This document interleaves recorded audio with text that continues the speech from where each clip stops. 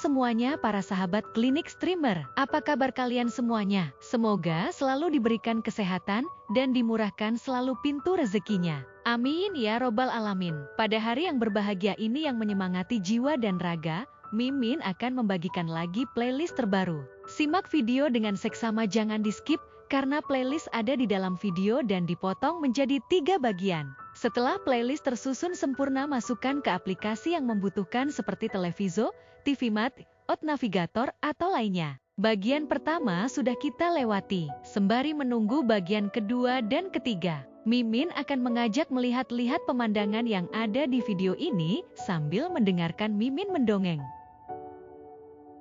Teknologi virtual reality VR tidak ditemukan dalam satu malam, melainkan berkembang sejak 1950-an 1960-an. Prototipe HMD Head-Mounted Display pertama diciptakan oleh Morten Halling Sensorama 1962 dan Ivan Sutherland Sword of Damocles 1968. Namun, istilah virtual reality baru populer pada 1980-an oleh Jaron Lanier. Meskipun perangkat fungsional pertama muncul di tahun 1960-an, konsep VR sudah dimulai sejak abad ke-19 dengan stereoskop. Realitas virtual memiliki awal yang mendahului waktu konsep tersebut dicetuskan dan diformalkan.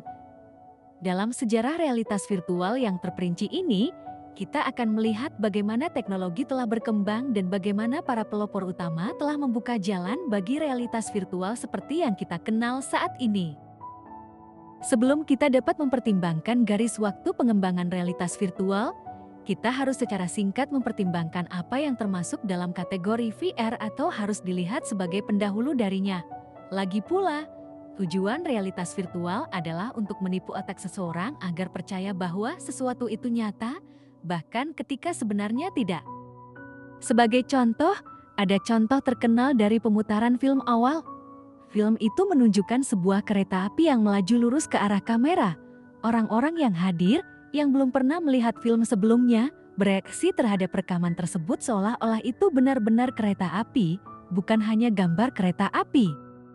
Meskipun cerita itu mungkin dianggap lebih sebagai legenda urban di zaman modern, hal itu menggarisbawahi masalah mendefinisikan realitas virtual secara rapi. Sangat mungkin bagi citra film dan televisi untuk memengaruhi persepsi kita tentang realitas, setidaknya sampai batas tertentu. Namun, kita tidak menganggap keduanya dan realitas virtual sebagai hal yang sama. Sebelum adanya virtual reality, bermain game hanya memanfaatkan konsol seperti Nintendo atau PlayStation dengan layar televisi sebagai media utama. Namun, dengan kemajuan teknologi, era virtual reality VR telah merambah pasar Indonesia dengan pesat. Kini, teknologi ini tidak hanya digunakan untuk bermain games, tetapi juga menjadi alat pembelajaran yang efektif, terutama untuk anak usia dini. Cara kerja virtual reality dimulai dengan pengguna melihat dunia maya yang tercipta melalui gambar-gambar dinamis hasil simulasi komputer. Saat mengenakan alat seperti kacamata virtual reality, pengguna dapat memasuki dan berinteraksi dengan lingkungan maya tersebut. Melalui alat ini, pengguna mendapatkan respon yang terasa seolah-olah nyata, baik secara fisik maupun fiksi.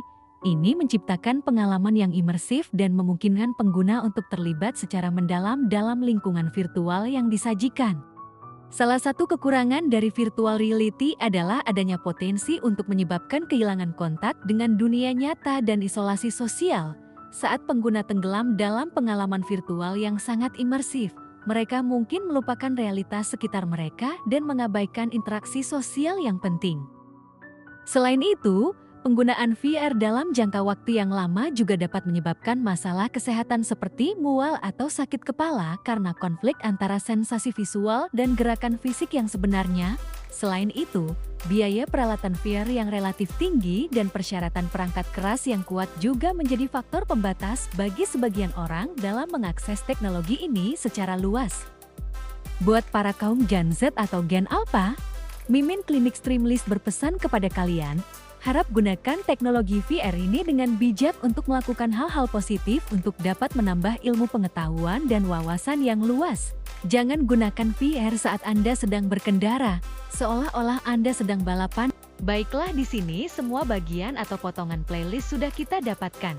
Kemudian masukkan ke aplikasi yang sudah dijelaskan di awal tadi dengan sempurna ya. Jangan sampai salah huruf besar kecil dan titik koma. Terima kasih buat kalian semua sudah menonton video ini hingga akhir. Semoga bisa bermanfaat dan saling menginspirasi. Di akhir kata, jika kalian suka dengan video ini jangan lupa klik like, subscribe dan share sebanyak-banyaknya ke pecinta playlist Televizo, TV Mat atau Out Navigator. Karena semua itu gratis dan dapat membantu Mimin memberikan semangat untuk membuat video selanjutnya.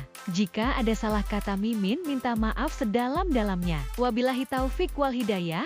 Assalamualaikum warahmatullahi wabarakatuh.